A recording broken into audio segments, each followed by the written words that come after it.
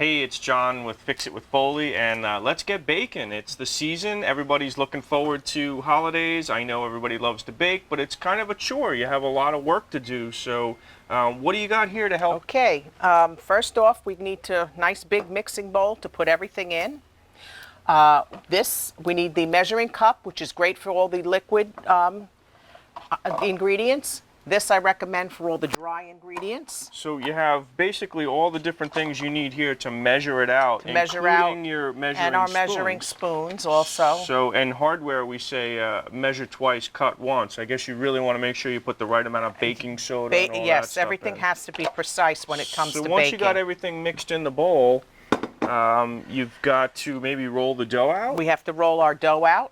We also have a baking mat, which is great to use for your baking pan. Makes everything come right off. You don't have to worry about your cookies sticking to your pan. So you roll this out and it sticks right onto the bottom of the pan, right. And then the cookies or whatever go on top of it, and it makes cleanup. It makes cleanup So not only breeze. Baking's easy, cleanup's easy. Right. We have some pretty pie pans. Because everybody loves apple pie. This looks really cool. This makes your work go a lot faster. It actually is going to half the peel time and core your apple by just turning the knob. Right. So once you got everything into the pie plate, you want to use these? These are pie weights, and what you do with these is sometimes a recipe calls for baking a pie blind, which means that it's just the crust. So you would take these, put them inside your crust, put your pie in the oven, and then let it bake.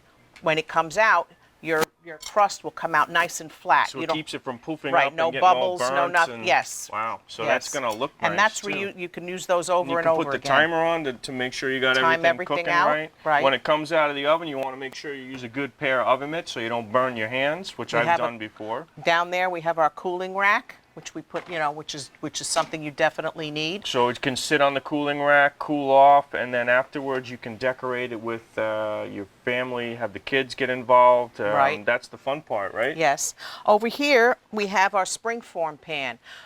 This pan is mostly used for maybe like making cheesecakes, and what's good about this is that the sides of this pan come off. So the cake will pop right out. It comes right off. You don't have to worry about flipping or any. Yeah. So when I bake a cake, it great. Comes in pieces. They taste great, but it doesn't look so great. And I love this over here. This is for making cookies. Yes, this is great for the kids. This is a nice project to do with your children.